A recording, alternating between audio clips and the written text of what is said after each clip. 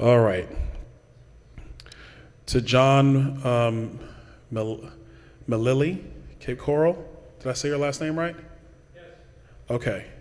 What and when is Congress going to impeach President Biden for obvious corruption?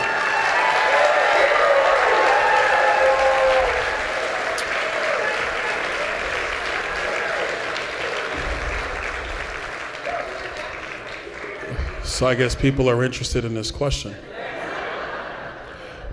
All right. So here's my comment behind that. We have no confidence left in this government. Yes. Video that. We know we put millions of dollars.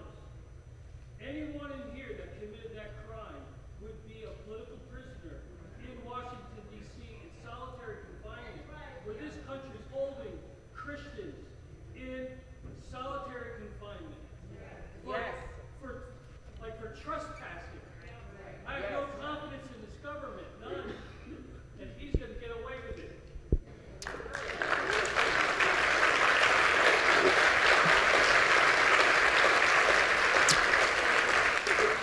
it. Well, I would say on the last point, I would say hold on to that one for a second. So I sit on oversight committee. I think everybody in the room knows this. A couple things. Number one, the information that is now available to the public, that would not have come out if we weren't in control of the oversight committee. So we were able to get to the bottom of this.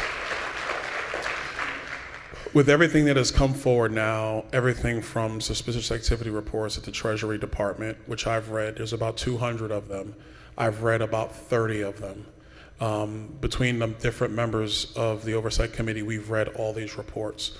They are real reports. A suspicious activity report is a report that is filed with by a financial institution with the Treasury Department. So this is not a political document. When we were reading those, it became pretty clear that many financial institutions were concerned about aspects of money laundering and concealing funds from the IRS. They were concerned about it then. We went from there to being able to depose certain individuals based upon what we read, and that information led us to see that they set up these LLCs, which were set up, that we've had the legal filings, that multiple accounts were set up. We have those documents around that, and the purpose was to move money through the various accounts. It was because of Chuck Grassley in the Senate and people who contacted Senator Grassley that we found out about the forms that the FBI have from their whistleblower.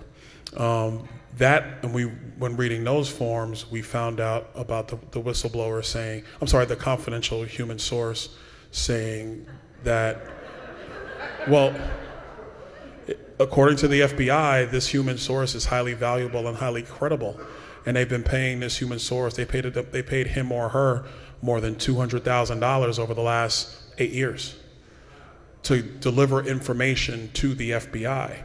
So they've documented on the FBI's form that the human source says that Hunter Biden and Joe Biden both took $5 million from somebody associated with Burisma, and the purpose was to get the prosecutor in Ukraine fired, to take the heat off Burisma. I think the thing that gets lost in the shuffle is that the reason why Burisma wanted the prosecutor gone is because Burisma wanted to buy into a holding company in the United States in the oil and gas field in order to raise capital in the United States.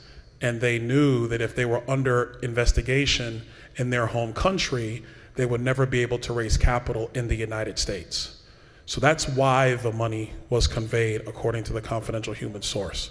That led to the IRS whistleblowers coming forward in the Ways and Means Committee, and the IRS whistleblowers, one of whom is the supervisory agent on the case, has testified that their investigations were downplayed or held back, and that came from the political brass at IRS and the Department of Justice.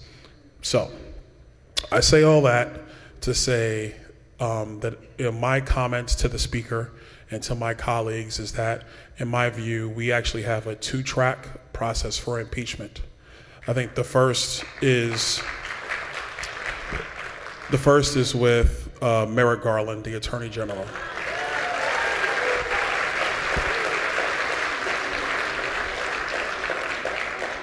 The second is with the President of the United States.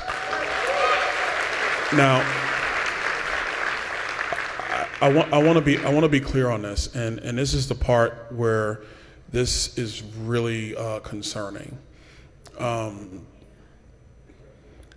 With what is going on at the political levels of the IRS and the Department of Justice and the FBI, there is a complete lack of trust with the political brass of these agencies.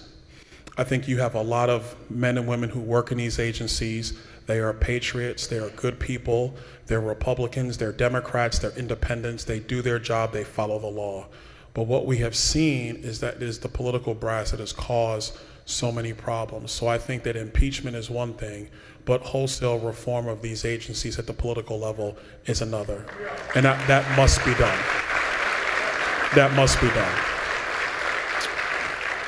The last thing is, and even when we took the majority and we knew in oversight that we were going to look into these suspicious activity reports because we were given information about it and we really wanted to follow through.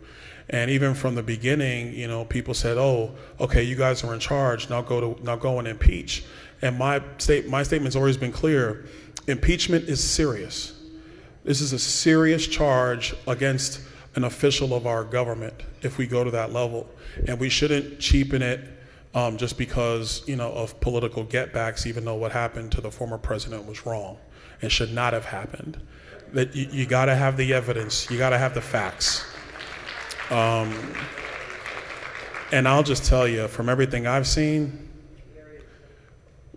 we're close to having all the evidence we need. And I'll leave it at that.